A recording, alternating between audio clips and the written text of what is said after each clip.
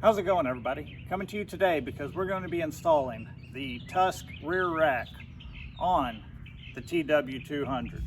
This is the Tusk rack that is made specifically for the TW. It comes with all the mounting hardware, what you see here, and bag of bolts, a fender mount, bolts, and your instructions. This is the Tusk Tw200 utility rack. This is what the instructions look like. Pretty well printed. Gives you a lot of information there. So we're going to be installing that today. I'm going to be using the Tusk rack, and I'm going to be installing the Tusk Excursion rackless pannier system on the TW on that Tusk rack. That way I'll be able to have a set of luggage to take this dude camping, or be able to haul tools, whatever. So really looking forward to getting this set up, so let's get started. The first step you're going to do is take your mounting bracket and mount it onto the rack using 4 washers and 2 bolts and nuts.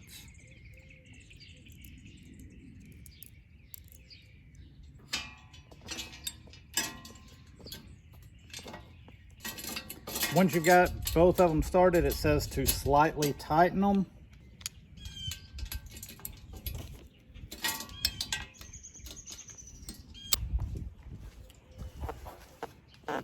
After you lightly tighten these, next step is to remove the seat. So got to set this down and we'll remove the seat. To remove the seat, you've got 2 bolts underneath the fender. So you'll remove those 2 and then the seat will be able to lift up. It's hard to get both of them in the camera at the same time, but they're straight across from each other. Here's one, there's the other one. You're just going to take and loosen them up and remove them.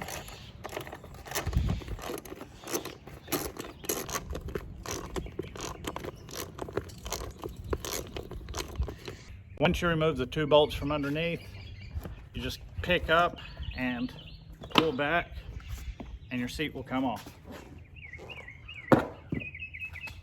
That easy. You remove the seat so that you have access to these 2 bolts right here on the fender. So these are the next 2 to be removed.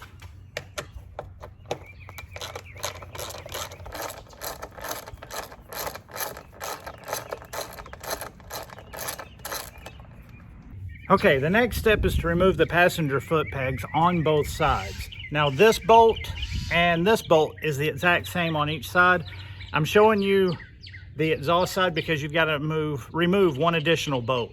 So you've got this one and then these 2, and then on the other side it's just these 2. So I'm not going to show both sides, just know both passenger foot pegs.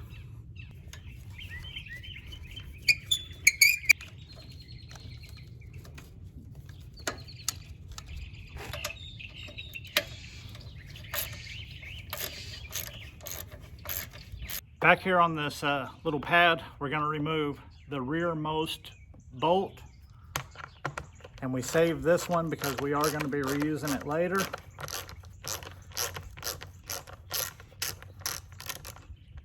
So make sure you don't lose it. It's kind of hard to see, but back here on this rear fender brace, there's 2 bolts that go up, and they're basically right underneath that top one that we just removed. So you got to remove these 2 bolts here.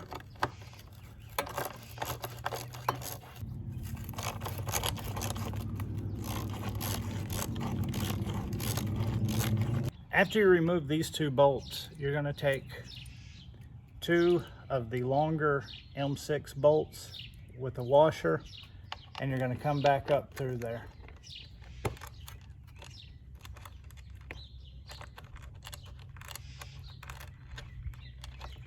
Now you won't tighten these all the way up. You only want them to where they're sticking up through the top by about 1/4 of an inch. I'll show you what that looks like when I get there. The 2 bolts that we just installed on the bottom side, I ran one of them up longer so you could see what I was talking about.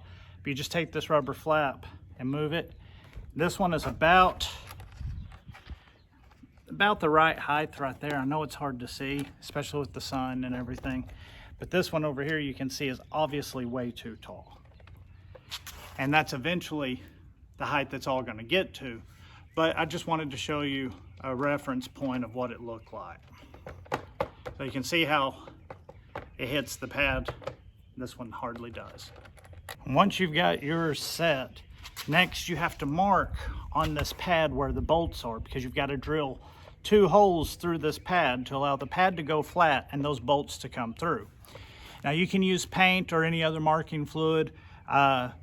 You can actually even use a little bit of like axle grease by putting it right on the top of the bolts.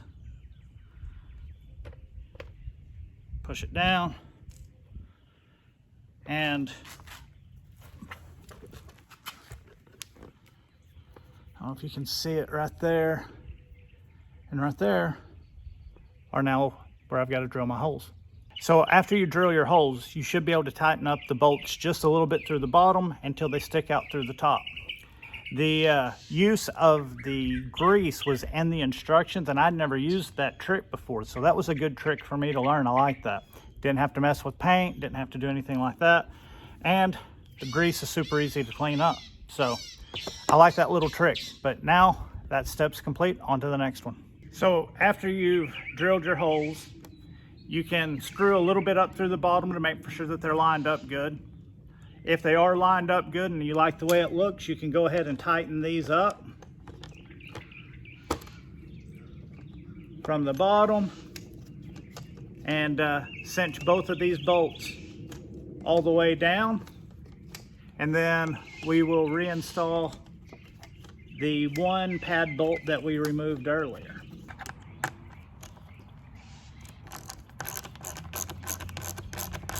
I've got some sort of bird territory war going on right now, so sorry about how much noise they're making. Your next step is to install your rack. Now these 2 bolts that we just extended up, they are going to need to line up into these holes from this first piece that we installed at the very beginning. So you're going to set your rack on it, make for sure these bolts go through the 2 holes on there.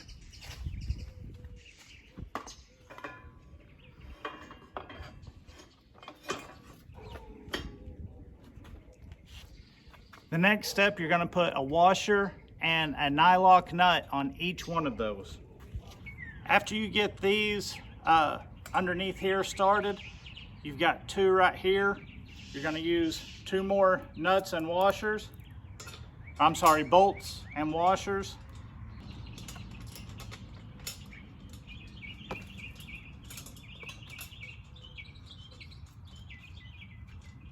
There we go, that one started.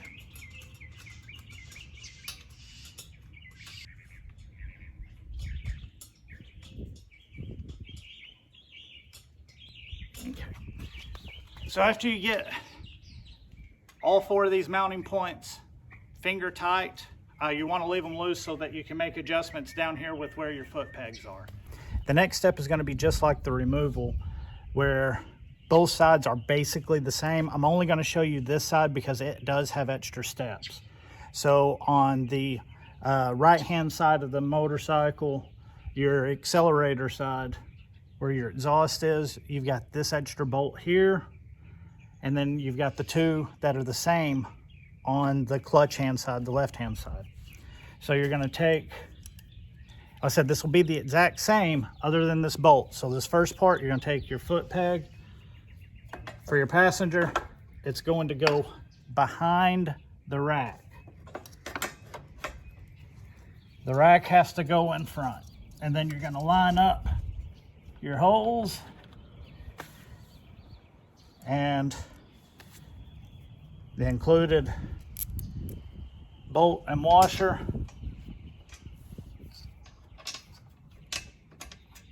Now you can either go up top or bottom for the next one.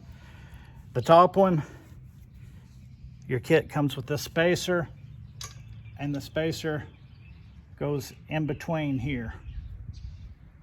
So spacer goes behind the mount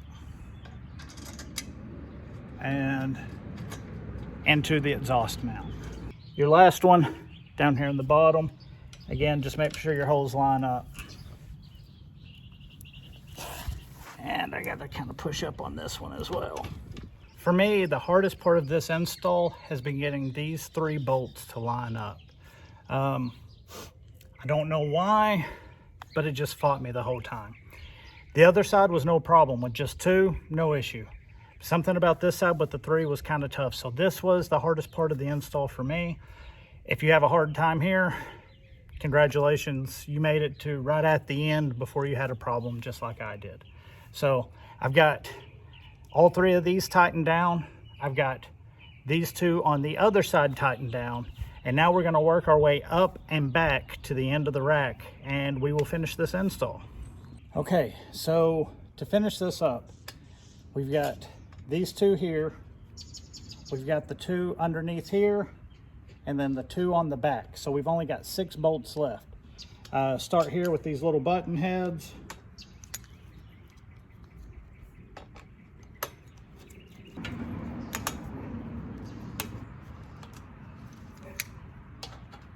These 2 inside here, I can't get a socket on, so I've just got to use a wrench and tighten these down.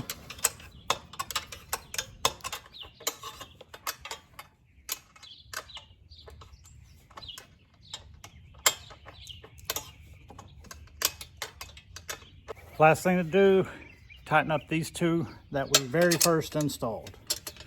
Let's see if they're spinning. Yeah, they are.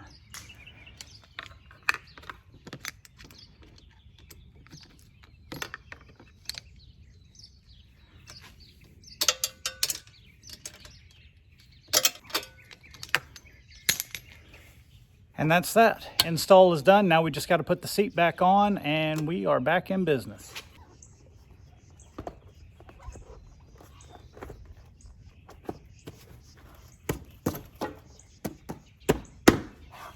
When you're reinstalling your seat, don't forget the 2 bolts that hold it down. Once you get those tightened up, you're done. Last thing to do is test your rack and see if it's sturdy. So let's see what we got. She's on there pretty good. So now we're going to grab the Excursion, throw it on, and see how it looks with some luggage on the OTW.